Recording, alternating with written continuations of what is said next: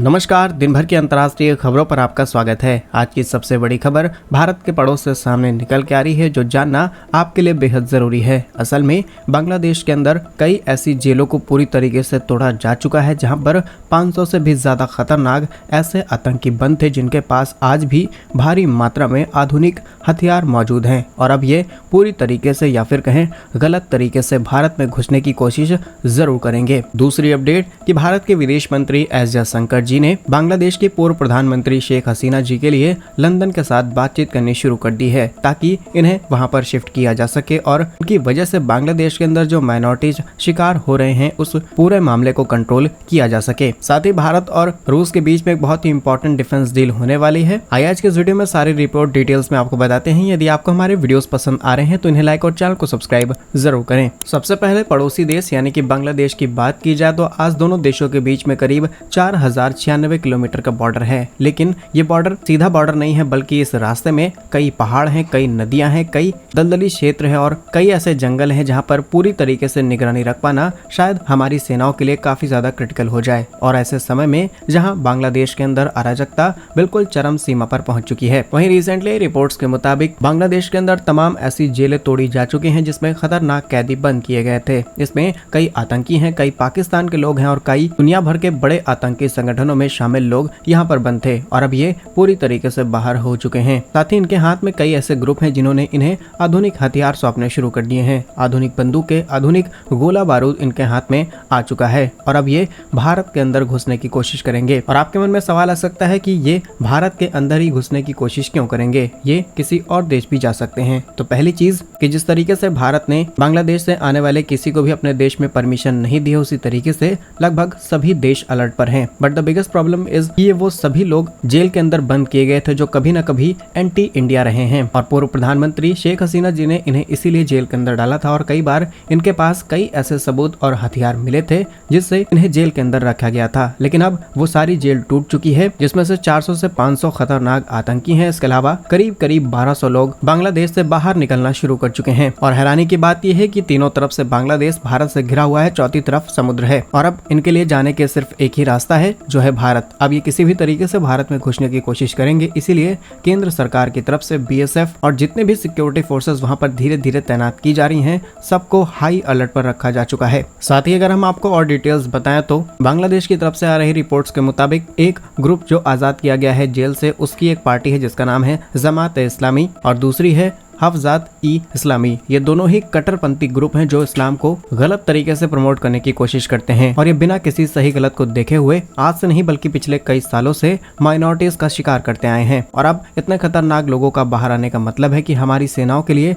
Challenges बहुत ज्यादा बढ़ जाते हैं। जानकारी के लिए आपको बता दें कि भारत ने बांग्लादेश को करीब तीनों तरफ से पूरी तरीके से घेर के रखा है, लेकिन अभी भी काफी बड़ा ऐसा सेक्टर है जहाँ पर भारत ने तार इंस्टॉल नहीं किए हैं, यानी कि जिस तरीके से प्रॉपर बॉर्डर तैयार किए जाते हैं भारत ने नहीं बनाए हैं, क्योंकि उस रास्ते में कई पहाड़ हैं, नदियां हैं और ऐसी नेचुरली चीजें पाई जाती हैं जिससे वहां पर इस तरीके की वायरिंग कर पाना भारत के लिए काफी ज्यादा क्रिटिकल था और अब यही रास्ते भारत के लिए सबसे ज्यादा बड़ा चैलेंज बन चुके हैं। साथ ही इन सभी की चीजों की जिम्मेदारी बांग्लादेश ने अब भारत के ऊपर थोपनी शुरू कर दी है, जो शायद बिल्कुल भी सही नहीं है। असल में बांग्लादेश में इस समय जो गवर्नमेंट के हेड बताए जा रहे हैं उनका नाम है मोहम्मद यूनुस और ये सीधे सीधे भारत के ऊपर आरोप लगा रहे हैं कि आज बांग्लादेश के अंदर जो हालात देखने को मिल रहे हैं इसमें पूरी तरीके से भारत इन्वॉल्व है। अगर भारत एक तरफा होकर के शेख हसीना का सपोर्ट ना करता तो डेफिनेटली आगे चल के बांग्लादेश में ये सिचुएशन कभी ना आती। वहीं तरफ प्रधानमंत्री मोदी जी ने इन्हें कहा है कि चीजों को कंट्रोल करने की कोशिश की जाए, वहीं दूसरी तरफ ये भारत पर ही सारी चीजों की जिम्मेदारी थोपना शुरू कर चुके हैं। बाकी मोहम्मद यूनुस के इस फैसले पर आप क्या सोचते हैं कमेंट्स में जरूर बताइएगा। नेक्स्ट इंपॉर्टेंट अपडेट की बात की जाए तो ये भी बांग्लादेश से सामने निकल के आ रही है, जहाँ पर जिस दिन पूर्व प्रधानमंत्री शेख हसीना भारत के अंदर आती है ये अमेरिका और ब्रिटेन दोनों में अप्लाई करती है ताकि ये वहां पर जाकर के शरण ले सकें, लेकिन दोनों ही देशों ने इन्हें अपने देश में आने से मना कर दिया है। अमेरिका तो ऑलरेडी इस बात से क्लियर था कि ये अपने देश में नहीं आने देंगे, लेकिन ब्रिटेन से काफी ज्यादा उम्मीदें थी। लेकिन आज ब्रिटेन के जो हालात हो चुके हैं ये वाकई में देखने लायक है। जिस तरीके से वहां पर मुस्लिम राइट्स बढ़ चुके हैं, डेफिनेटली आगे चल के बड़ी दिक्कत का कारण बन सकते हैं। इतना ही नहीं बल्कि भारत की तरफ से एडवाइजरी भी जारी की जा चुकी है कि कोई भी यहाँ पर जाने की कोशिश ना करे। लेकिन बात आती है शेख हसीना की, तो इनका भारत से जाना बहुत ज्यादा जरूरी हो चुका है। भारत ने इमरजेंसी में इन्हें अपने देश के अंदर जगह दे दी, लेकिन अब जब तक ये देश के अंदर रहेंगी जो टेंशन है बांग्लादेश और भारत के बीच में ये लगातार बढ़ती रहेंगी। इसी चीज को लेकर के भारत के विदेश मंत्री एस जयशंकर जी ने ब्रिटेन के विदेश मंत्री डेविड लैमी से बातचीत की है और इसी तरीके की बातचीत कुछ दिनों पहले ही भारत की तरफ से की जा चुकी थी, लेकिन ब्रिटेन ने शेख हसीना को राजनीतिक शरण देने से पूरी तरीके से मना कर दिया। लेकिन अब भारत के विदेश मंत्रालय और ब्रिटेन के विदेश मंत्रालय के बीच में बातचीत शुरू की गई है और कुछ चीजों को सीक्रेट रखा जा चुका है, लेकिन उम्मीद जताई जा रही है कि यहाँ पर बात बन सकती है और इनका जाना बहुत ज्यादा जरूरी हो चुका है। आपके हिसाब से भारत की बातचीत ब्रिटेन के साथ बन जाएगी या फिर नहीं? कमेंट्स में अपनी राय जरूर बताइएगा। नेक्स्ट इंपॉर्टेंट अपडेट की बात की जाए तो भारत के डिफेंस सेक्टर से सामने निकल के आ रही है, जहां पर भारत और अमेरिका के बीच में MQ-9B ड्रोन खरीदने के लिए जो डील थी, इस पर एक और वार्ता की जा चुकी है, जिससे उम्मीद जताई जा रही है कि जल्द ही दोनों देशों के बीच में ये डील कंप्लीट फाइनल होने वाली है और डिलीवरी भारत में की जाएगी। रिपोर्ट्स के मुताबिक भारत ने कुछ समय पहले ही अमेरिका से इन ड्रोन्स को खरीदने की मांग की थी। भारत में 31 यानी कि 31 MQ-9B ड्रोन खरीदे जाएंगे, जिसमें से भारत की नौसेना को 15 ड्रोन्स दिए जाएंगे, वहीं 8 सेना और वायुसेना को दिए जाएंगे। इस पूरी डील की लागत करीब 3.99 बिलियन US की है, यानी कि मोटा 4 अरब डॉलर की लागत से इसे भारत इंपोर्ट कराने वाला है। लेकिन रिसेंटली हुए जो डेवलपमेंट्स हैं, इसमें बड़ी उपलब्धि ये है कि जनरल एटॉमिक्स जो इसे बनाने में सबसे ज्यादा हेल्प करने वाली है, वो भारत के अंदर अपनी एक MRO फैसिलिटी भी सेटअप करेगी, जो भारत के लिए बड़ी जीत मानी जा रही है, क्योंकि इतने सारे ड्रोन्स भारत में होंगे, इनकी रिपेयरिंग, मेंटेनेंस और तमाम तरीके के जो प्रोसेस हैं, इन्हें इजीली देश के अंदर किया जा सकता है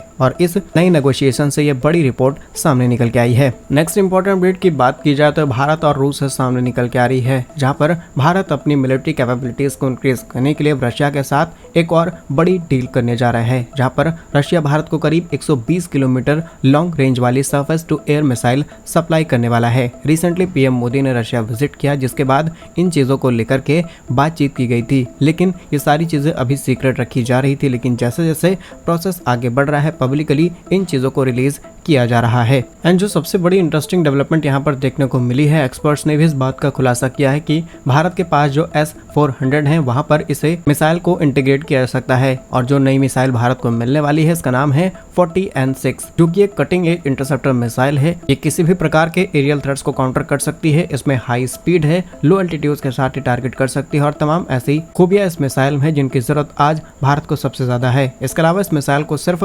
S-400 के साथ नहीं, बल्कि Su-30 और राफेल के साथ भी इंटीग्रेट किया जा सकता है और इसीलिए इसे भारत और रूस के बीच होने वाली एक इंपॉर्टेंट डील बताया जा रहा है। नेक्स्ट इंपॉर्टेंट अपडेट की बात की जाए तो ये भारत की तरफ से तैयार किए जा रहे हाई एल्टीट्यूड प्लेटफॉर्म से सामने निकल के आ रही है, जहां रिसेंटली रिपोर्ट्स के मुताबिक Indian institute of science Bangalore की तरफ से एक नई चीज को डेवलप किया गया है, जिसे हम HAP यानी कि हाई एल्टीट्यूड प्लेटफॉर्म के नाम से जानेंगे, जो कि एक तरीके का UAV यानी कि अनमैन्ड एरियल व्हीकल है। इसे आप एक तरीके का ड्रोन बोल सकते हैं, लेकिन इस ड्रोन में किसी भी प्रकार के पावर की जरूरत नहीं पड़ती है। ये 20 किलोमीटर की ऊंचाई पर आसानी से रह करके वातावरण, जमीन पर होने वाली सभी चीजों को आसानी से मॉनिटर कर सकता है और किसी भी प्रकार के लेआउट को डिजाइन करने के लिए इस तरीके की टेक्नोलॉजीज का इस्तेमाल आसानी से हो सकता है। रिपोर्ट्स के मुताबिक ये हवा में करीब 90 दिनों तक रह सकता है बिना किसी फ्यूल को इंजेक्ट किए हुए। भारत की इस बड़ी तरक्की के लिए कमेंट बॉक्स में जय हिंद जरूर लिखिएगा। यदि आपको हमारे वीडियोस पसंद आ रहे हैं तो इन्हें लाइक और चैनल को सब्सक्राइब जरूर कीजिए। वंदे मातरम, भारत माता की जय।